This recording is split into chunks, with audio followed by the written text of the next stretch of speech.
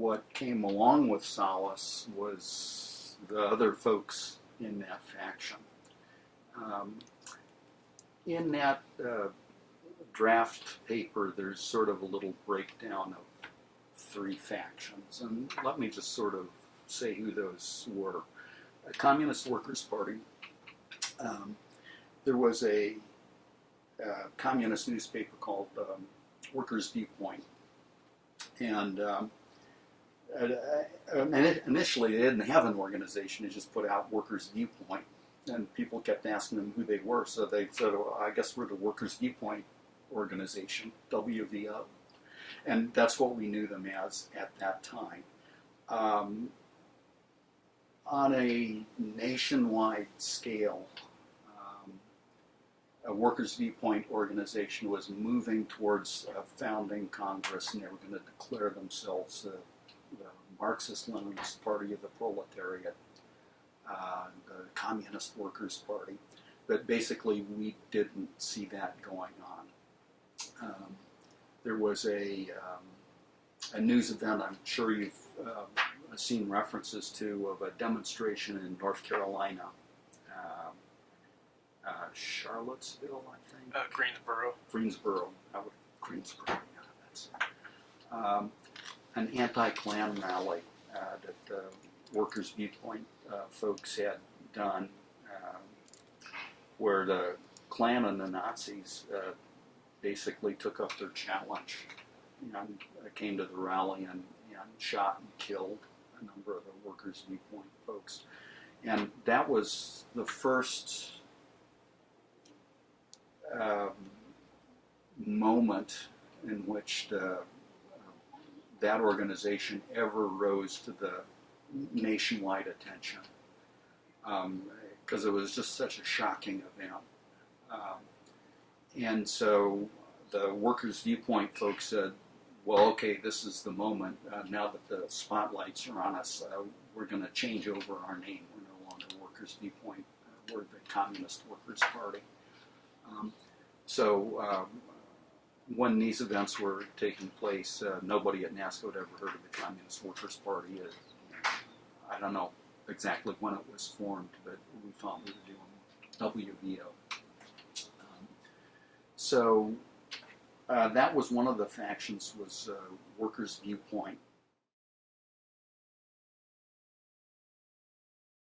There was another faction called Communist Labor Party.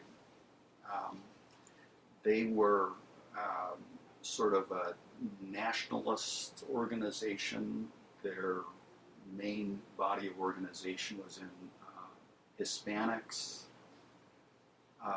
They had some weird theory about the national question that said it's incorrect to speak of the United States of America because we should always talk about the United States of North America. So they were not the Communist Labor Party of the USA, they were the Communist Labor Party of the United States of North America, USNA. Was one of their little wrinkles of their theory.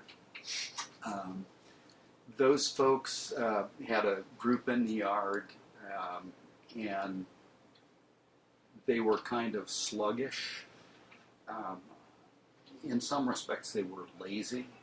They didn't have the drive. The Workers' Viewpoint people, man, they were fanatics. They would work hard. They would work day and night. They would spare no effort in trying to accomplish what they were trying to accomplish. Communist Labor Party folks, they were basically kind of lazy. They really didn't do much agitation in the yard. They depended a lot on personal friendships as far as who they influenced. When they did put out leaflets or something like that, they were often really amateurish. One of the ones I remember, the San Diego Trolley had just been established right around then. Before there just wasn't any San Diego Trolley, and then they built the tracks down along the waterfront, and there was a stop at NASCO. And it was pretty remarkable when it happened, just because nobody had seen that before. And, when that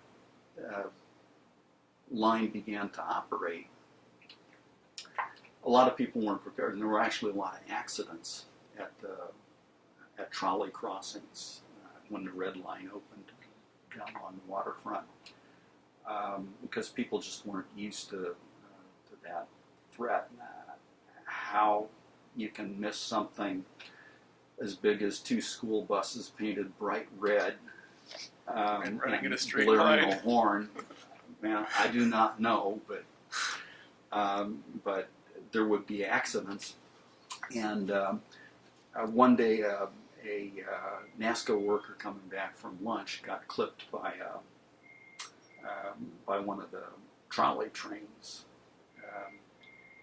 And Communist Labor Party put out a leaflet a day or so later, and it said, the headline was, "Another worker trampled by a train."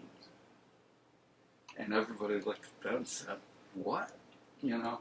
And actually it makes sense, because the word trample in Spanish is the same word that you would use for run over.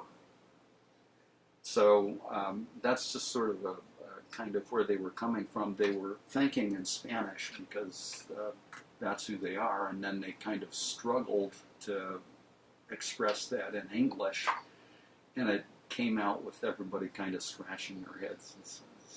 What kind of agitation is this? I mean, first off, there isn't anything much we can do about somebody getting hit by a trolley. It isn't NASCO's fault that somebody got hit by a trolley. I mean, so why are they bringing it up to us? And then, what the hell are they talking about? Trampled by a train? You get trampled by a stampede of cattle. You know, they're going to get trampled by a train.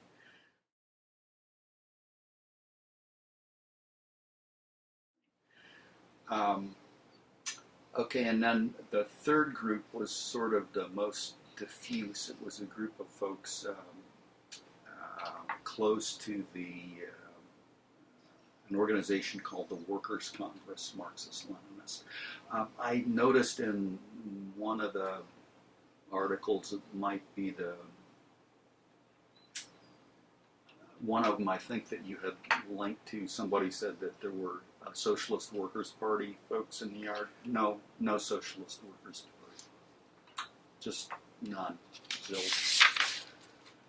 I think whoever might have thought that might have been talking about the Workers' Congress folks. And these folks were, out of those 3 groups, I think they were the best of them. So I was sort of swimming in the same fish tank with these 3 groups, but I wasn't a part of any of them, though I found a lot that I could sympathize with in the Workers' Congress group. These were basically very honest people. They had a lot of energy that they put into productive things in the union sense.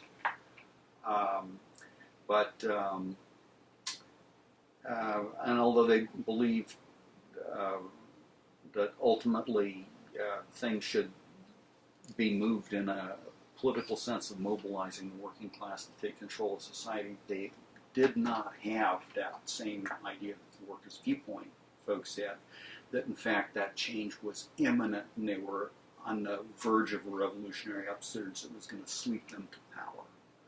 Okay, and the Workers' Congress folks were more than willing to work with everybody in the union.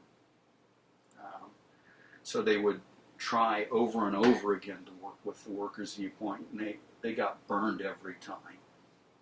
And they would often try and work with the Communist Labor Party people, but those folks were really kind of lazy and didn't much want to do anything productive, and it was sort of futile.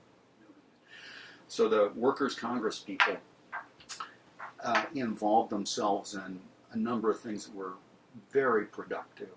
Established a newsletter committee that put out a regular monthly newsletter from the Iron Workers Union. They were played a very positive role in a union health and safety committee. So those are kind of the three groups, and when I point out that a number of people met in early 1981 to sort of make sense of things, a lot of those folks were in that Workers' Congress kind of cloud.